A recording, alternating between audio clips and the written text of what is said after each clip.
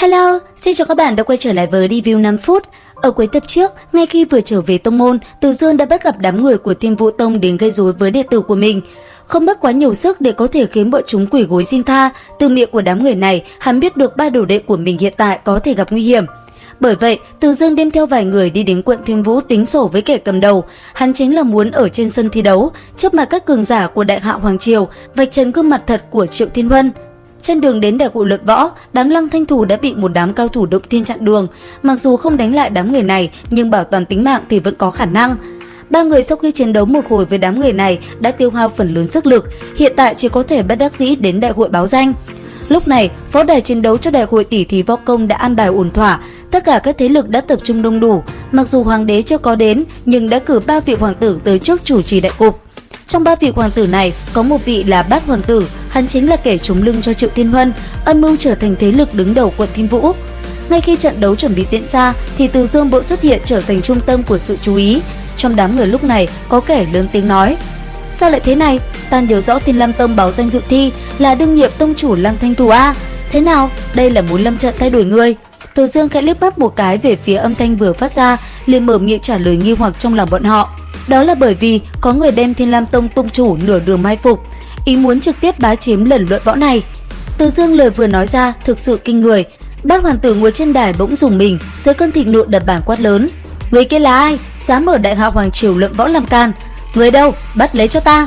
Ở bên cạnh, Ngũ hoàng tử vẫn luôn trừng mắt Bát hoàng tử đã lâu, lúc này lên tiếng: "Chậm đã, Bát đệ, chúng ta lần này luận võ chính là muốn tuyệt đối công bằng công chính. Nếu lời vừa nói không phải giả, thật sự có người vì tranh đoạt đầu danh, đối mặt người khác dự thi gian lận, một khi thẩm tra ra, chẳng phải mặt mũi hoàng tộc mất hết hay sao? Không thể không thận trọng a." Bên cạnh Tam hoàng tử cũng là bình tĩnh gật đầu, một lần nữa nhìn về phía Từ Dương nói: "Các hạ không ngại đương trường chỉ ra đối tượng hoài nghi, nếu lời nói là thật, bổn hoàng tử sẽ trả lại các ngươi Thiên Lam Tông một cái công đạo." Từ Dương muốn chính là những lời này, chậm rãi nâng tay chỉ thẳng mặt Triệu Thiên Huân: "Chính là Thiên Võ Tông đại tông chủ Triệu Thiên Huân." Lời vừa dứt, dấy lên một mảnh xôn xao bàn tán xung quanh. Đám tay chân của Thiên Vũ Tông bắt đầu nhảy dựng lên nói lớn: "Cái gì? Chuyện này sao có thể? Thiên Võ Tông Triệu Thiên Huân nguyên bản chính là Thiên Võ quận đệ nhất cường giả, lần này luận võ cũng là ngôi vị sáng giá nhất cho danh ngạch đầu tiên. Lấy thực lực của hắn, căn bản không cần thiết làm ra chuyện đó, việc này có chút vô căn cứ a." Từ Dương đến cùng lời đáp trả từng câu của đám người này, vừa dậm chân một cái, bỗng một cỗ năng lượng cường đại tràn ra, chấn nhiếp đám cường giả kia, khiến bọn chúng im bặt. Từ Dương nhìn đến sắc mặt khắp nơi, khiếp sợ bất quá bình thản cười: "Hiện trường có vị nào dám khiêu chiến Thiên Võ Tông Triệu đại tông chủ?" Nhìn xung quanh không thấy ai có lá gan này, sự thật như đã ngầm được chứng minh.